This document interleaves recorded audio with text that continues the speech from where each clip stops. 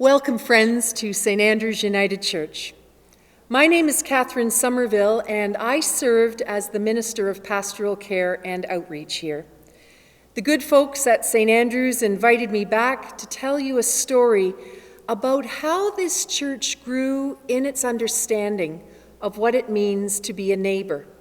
This community is putting their Love Your Neighbor, No Exceptions initiative into action in 100 different and exciting ways. So here's how another piece of the story goes. And this particular portion of the story began a few months ago. St. Andrew's had been pre-recording their Sunday services, and one day I happened to drop something off at Deb's door. Deb is a member of our church and she watches the services online. She asked me about the person that she has been noticing in the background of the videos whenever the camera sort of pans over to this part of the worship space. Deb had noticed that almost every Sunday someone was sitting on a red bench in the park and they appeared to be feeding pigeons. I had noticed this person as well, but it actually took Deb's curiosity question to get me moving. I found some food here around the church, and I figured it might be able to help feed birds. I took the bags out to the person on the bench. I remember that I carried it much like you would carry an offering. I said something like, "I work in the building right behind you, and I've been watching you feed the birds.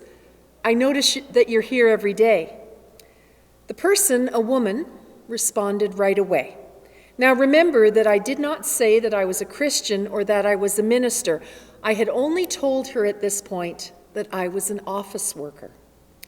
She said, "God has called me to take care of the animals in Memorial Park. I buy bread and I bring it down here every day. I sit in this spot and the animals wait for me. They're ready when I show up. I know every one of them. I've given most of them names. If I happen to have a little bit of extra money, I buy peanuts because, well, squirrels actually prefer peanuts to bread." God has called me.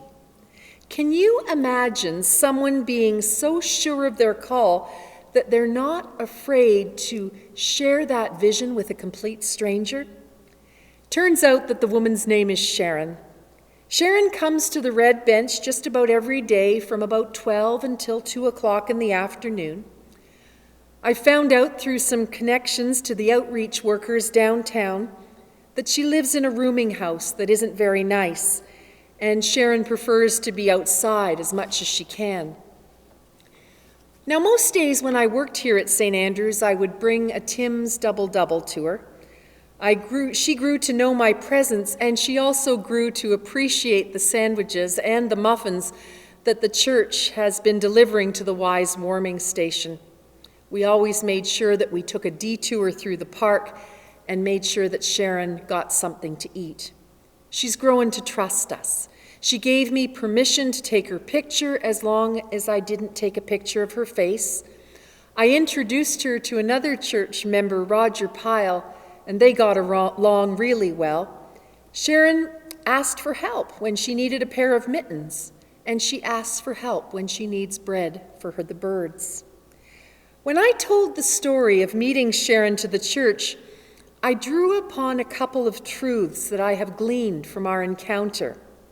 Number one, don't be afraid to claim your mission. If God has called you to care for the animals in Memorial Park, then do that and tell other people what you're up to.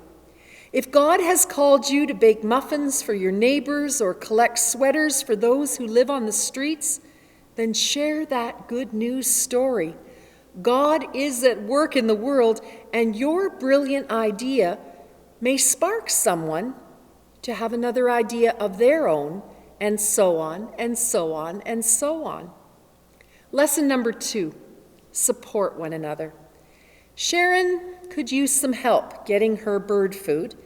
Another lesson that she gifted us with is the necessity to help one another do God's work.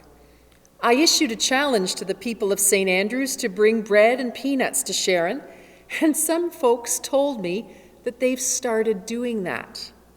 Thank you for your generosity of spirit. Each of us can find ways to encourage and support one another. And lesson number 3 is the lesson that Deb reminded me to keep close and keep at my center. In these challenging times when fear and anxiety are taking up way too much space, make sure that you lead with the step of curiosity. Pay attention to what's going on around you.